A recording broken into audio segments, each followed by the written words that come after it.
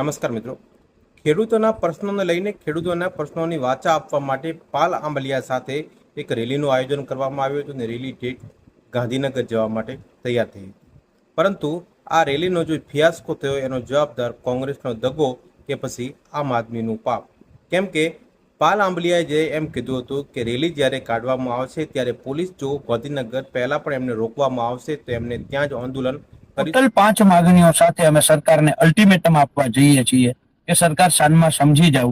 આ વખતે અલ્ટિમેટમ આપવા આવ્યા છીએ. તમે જ્યાં સુધી અમને આવવા દેશો આવશું, અને જ્યાં રોકશે ત્યાં અમારું તો અઠે દ્વારકા, જેમ સંઘ દ્વારકા હાલીને જતો હોય અને થાકે તો એમ કે અઠે દ્વારકા, એટલે કે અહીંયા દ્વારકા છે, એમ અમારું અઠે ગાંધીનગર.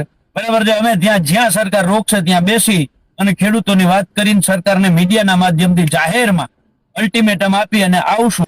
આ રેલીનું જે ખેડૂતની રેલીનું આયોજન છે એ ગાંધીનગરનું હતું, પરંતુ પોલીસ દ્વારા પરમિશન માત્ર ને માત્ર અમદાવાદ પાસેના એક વિસ્તાર છે એના દ્વારા આપવામાં આવ્યું હતું. પરંતુ કોંગ્રેસ પણ એક ચાલ ચાલી અને કોંગ્રેસ તો ગાંધીનગરથી પહેલાં એક ટેન્ટ લગાવીને સભાનું આયોજન કરવામાં આવ્યું હતું. પરંતુ સભાની આયોજનની અંદર રેલીને વાળવામાં આવી હતી. ત્યાંથી આ રેલીનો ફિયાસ્કો થયો.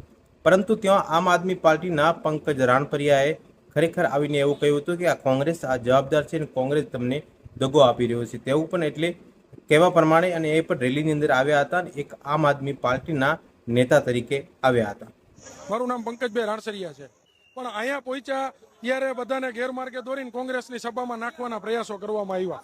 હું એક પાર્ટી હારે જોડાયેલો વ્યક્તિ, તેમ છતાં પણ પાલભાઈ લીડિંગ કરતા હતા, છતાં મેં સાથ સહકારને ટેકો એટલા માટે આપ્યો હતો કે એક ખેડૂતનો દીકરો હતો, સમજો. છતાં અહીંયા લઈ આવી અને તમામ ખેડૂતોને અત્યારે કોંગ્રેસની સભામાં બેહાડી દેવાની વાત હતી.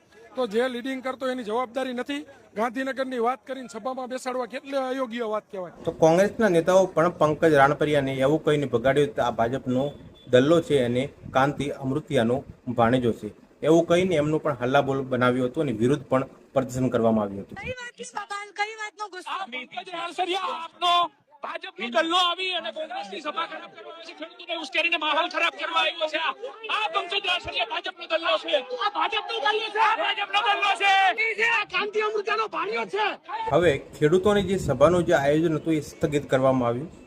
તો પાલ આંબલિયા દ્વારા કોંગ્રેસના દગાબાજ કહેવા પૂરતો એમને પણ એક સભાનું આયોજન કર્યું અને સભાની અંદર એક થોડા ઘણા ભાવુક પણ થયા હતા. આટલું કર્યા પછી તો હવે ખરેખર વિચારવાનું એ કે પંકજ રાણકરિયાના કહેવાથી પાછા વળ્યા કે પછી બીજી કોઈ રણનીતિ હતી.